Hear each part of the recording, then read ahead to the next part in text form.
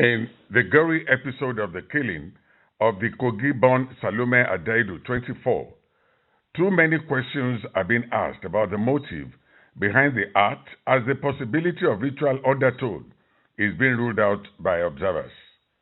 In an interview, the culprit, Timileyin, who stopped singing gospel music after questioning the existence of God, says he has no regret killing Salome. He also explained how he carried out the act, claiming he surrendered himself for arrest and not worried about the consequences of his action. My girlfriend. How long are you guys dating?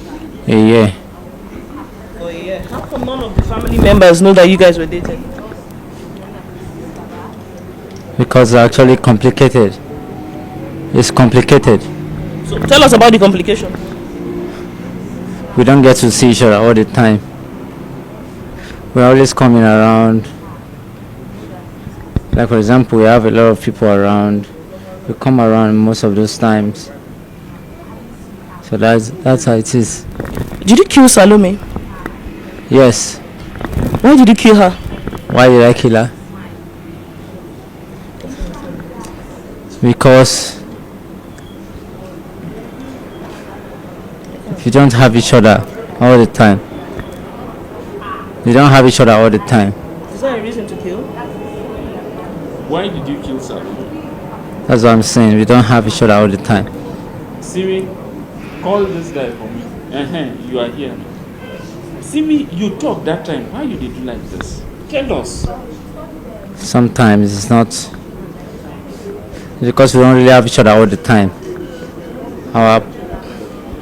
Simi, start from where you told me you invited Salome. I invited Salome Okay. to come around most in a while. Okay. And we get to be most of the time.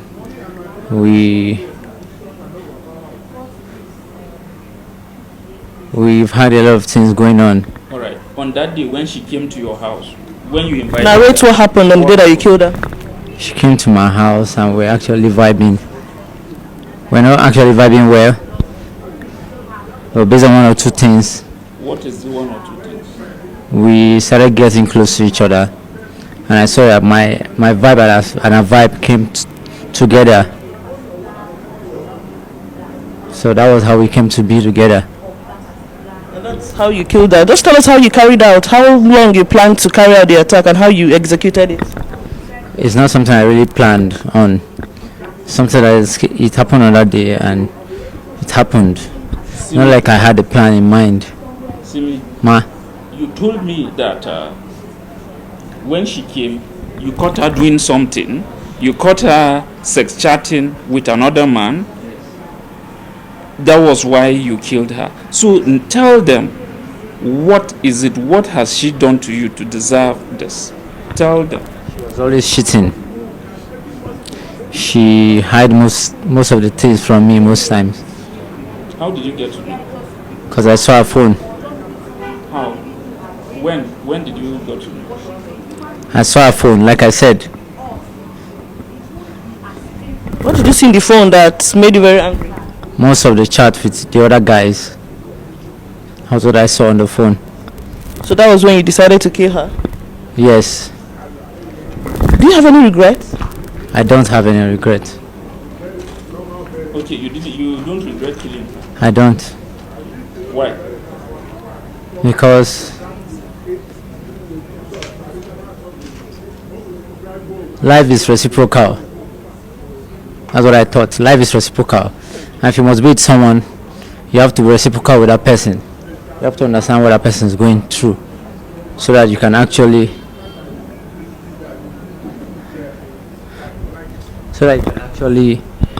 put yourself in the position that kind of person is going through.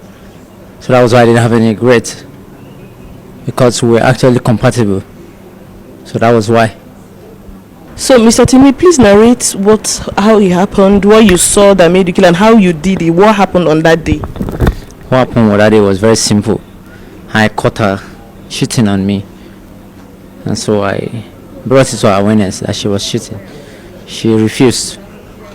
She didn't want to accept until I showed her the chat and showed her what she did before she admitted.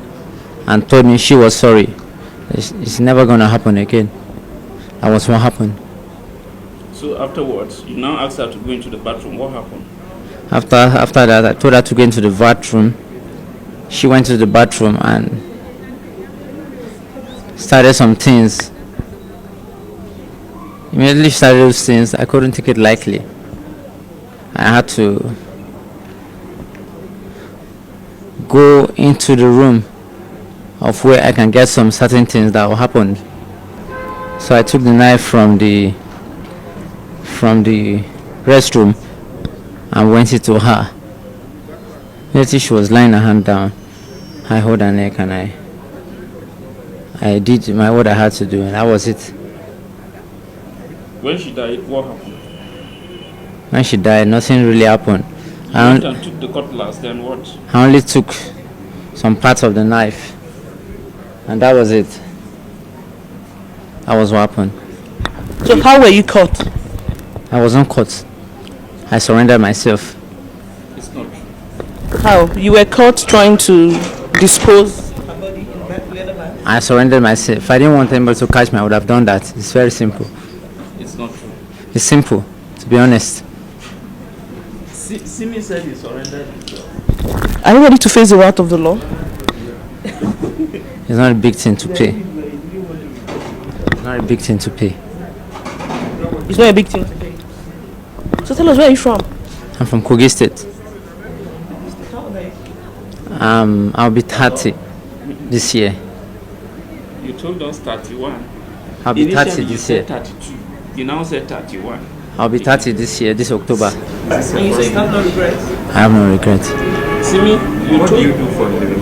I'm a cryptocurrency agency. On the position of the family, Salome's uncle, Samson Adaji, wants justice. He said the body of his niece was cut into about 50 pieces, which made him feel that Timileyin actually prepared Salome for consumption. Samson also praised efforts of the police. Yes, the position of the family is we discovered this through the Nigerian police, and we are expecting justice from the police. He has succeeded in destroying our daughter. Not ordinary killing, he butchered her into pieces. He cut that body into more than 50 pieces. And when you look at the whole thing, he's preparing that body for consumption, because he cut all these things and leave them in about 6 polythene bags. That is to say, if you look at where people contributed money to buy cow during festive period, and those times that the Fulanis will come to share the cow among the people that contributed for it, that is exactly what he did in his room. And when we went to his room, we discovered that this is not the first thing he's doing. This is the first time he's doing this thing. He's a professional in this. He has a place. He has a place in his room. All those kind of knife, he has them there that he used to cut and arrange. Yeah, there is a big basin there that he cuts and put inside. And in short, there are a lot of evidence that this is not even the first person he has destroyed there. And in his area there, he is known to be a fraudster. He has deceived many churches to collect their money and run away. They call him a gospel musician, but on the network I discover he's a fraudster.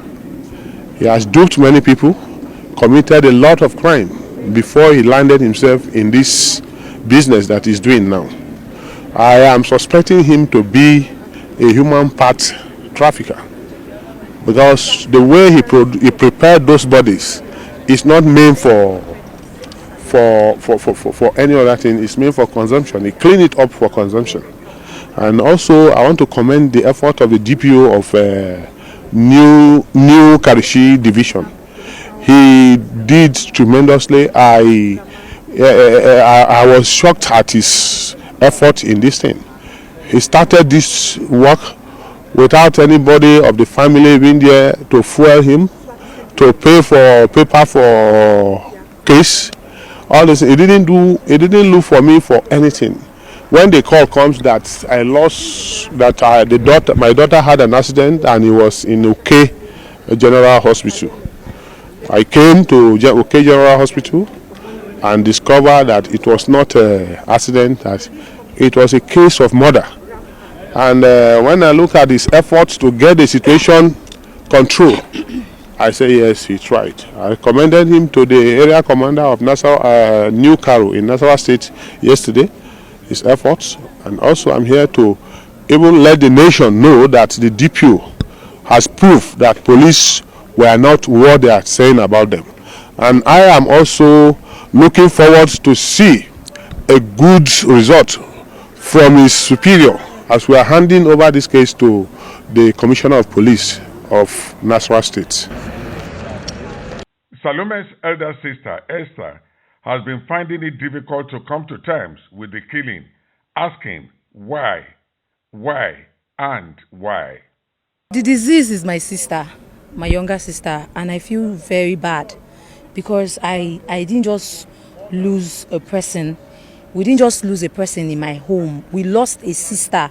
My mom lost a daughter. So I feel really bad about the whole situation. And I demand and need justice to be served to this guy sitting over there because he is the person that murdered my sister. And he confirmed it to me when we picked him up from the police station before we brought him to this command here. He confirmed. I was like, you are the person, because I'm just seeing him for the first time, apart from the social media pictures that have been flying. I was like, you are the one that murdered my sister? He nodded and said, yes. I was like, you will tell us where we are going to, why you murdered my sister. He now nodded that, yes, he will. So I just need to know why he murdered my sister, and I need justice to just be served. That is all that I need, because any other thing that will happen will not bring my sister back to life. That I have come to terms with, but I just need the law to just take its full course on this guy. That is all that I need. That's all. That's the least my family deserve at this point now. I have never seen him before until his pictures were shown to me on social media, and it was on Sunday that was the first time I ever saw his picture ever in my entire life. Sunday was the first time I saw him, and he said he claimed, because the video I first saw on social media, he claimed that he has been dating my sister for the past 1 year. And you'll be dating somebody's daughter for 1 year and nobody in the home will even hear your name or know you. That's absurd. Like, I cannot even fathom it at all, because it doesn't happen in my family. It can happen any other place, any other family, but in my family that doesn't happen, because there is a certain way we were brought up. Even just friends, not even sexual relationship or intimate relationship, just friends. Everybody has to know your friends, so that as you are going out, we will know where you are going to and when you are coming back, and who to hold responsible if anything happens to you. But this so-called Timi guy, we don't know him. We've never seen him until we were called up to tell us that this guy murdered and dismembered our sister. Salome is, she's 24 already. Today is 14th or 15th. So she's 24 years, 1 month and 5 days. She was born 1999, December 10th. And she's a graduate. She's a youth corps member, and she's serving in Nikon Insurance. She's supposed to be done with her service like in the next few months, and this unfortunate incident just happened. An assurance has, however, come from the Nasarawa State Police Command that though Salome is gone, justice will be done as the culprit will be properly arraigned. Rahman Nansel is the public relations officer. He welcomed more facts that will further help the job of the police.